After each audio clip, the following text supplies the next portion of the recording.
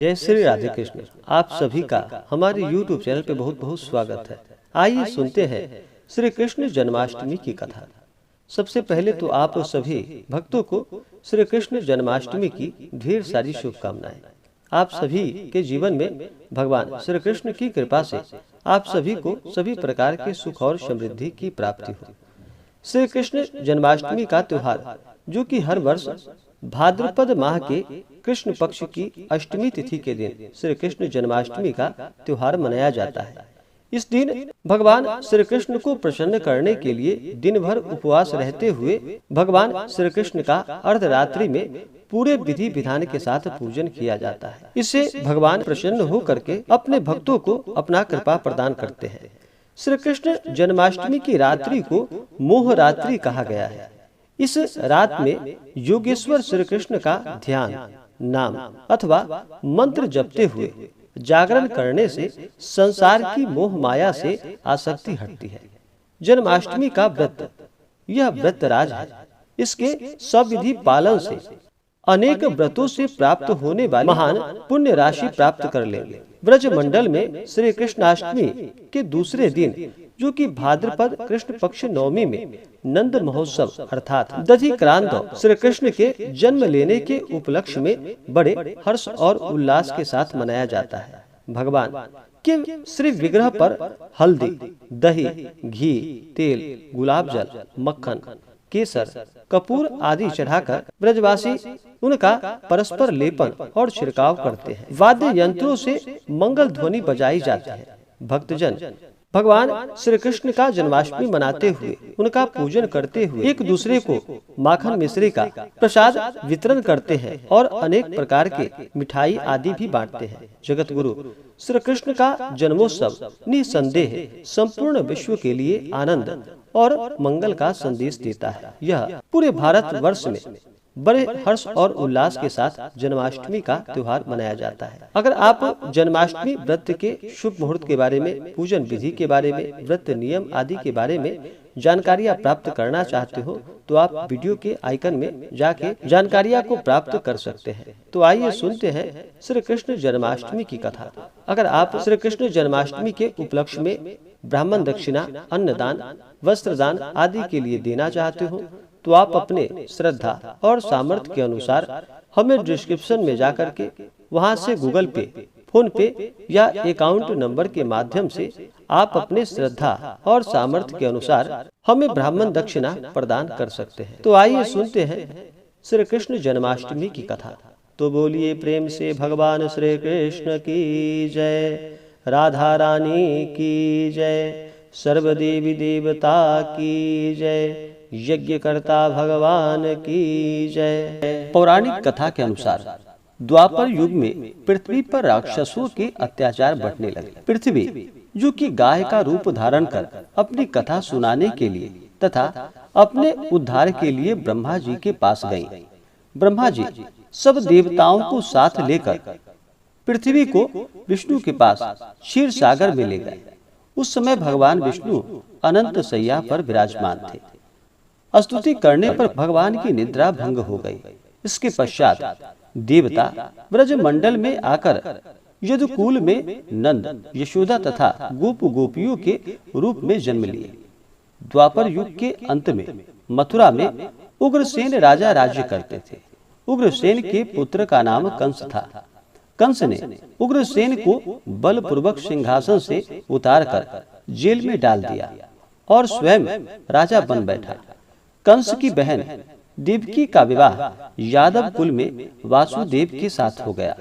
जब कंस देवकी को विदा करने के लिए रथ के साथ जा रहा था तो आकाशवाणी हुई कि हे कंस, जिस देवकी को तू बड़े प्रेम से विदा कर रहा है उसका 8वां पुत्र तेरा संहार करेगा। आकाशवाणी की बात को सुनकर कंस क्रोध से भरकर देवकी को मारने को तैयार हो गया। उसने सोचा ना देवकी होगी और ना ही उसका कोई पुत्र होगा। वासुदेव जी ने कंस को समझाया कि तुम्हें देवकी से तो कोई भय नहीं है, देवकी की 8वीं संतान से तुम्हें भय है, इसलिए मैं इसकी 8वीं संतान को तुम्हें सौंप दूंगी। तुम्हारे समझ में जो आए उसके साथ वैसा व्यवहार करना। कंस ने वासुदेव जी की बात को स्वीकार कर ली और वासुदेव जी को कारागार में बंद कर दिया। तत्काल नारद जी वहां पर आ पहुंचे और कंस से बोले कि हे कंस, यह कैसे पता चलेगा कि 8वां गर्भ कौन सा होगा? गिनती प्रथम से या अंतिम गर्भ से शुरू होगी? कंस ने नारद जी के परामर्श पर देवकी के गर्भ से उत्पन्न होने वाले समस्त बालकों को मारने का निश्चय कर लिया। इस प्रकार एक एक करके 7 बालकों को निर्दयता पूर्वक मार डाला और भाद्रपद के कृष्ण पक्ष की अष्टमी को रोहिणी नक्षत्र में श्री कृष्ण का जन्म हुआ। उनके जन्म लेते ही जेल की कोठरी में प्रकाश फैल गया।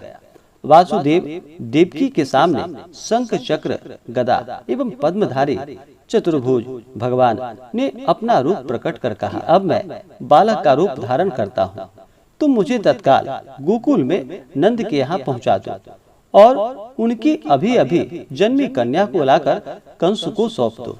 तत्काल वासुदेव जी की हथकड़ियां खुल गई, दरवाजे अपने आप खुल गए, पहरेदार सो गए। वासुदेव श्री कृष्ण को लेकर गोकुल को चल दिए। रास्ते में यमुना श्री कृष्ण के चरणों को स्पर्श करने के लिए बढ़ने लगी। भगवान ने अपना पैर लटका दिया। चरण छूने के बाद यमुना घट गई। वासुदेव यमुना पार कर गोकुल में नंद के यहाँ गए। बालक श्री कृष्ण को यशोदा जी की बगल में सुलाकर कन्या को लेकर वापस कंस के कारागार में आ गए।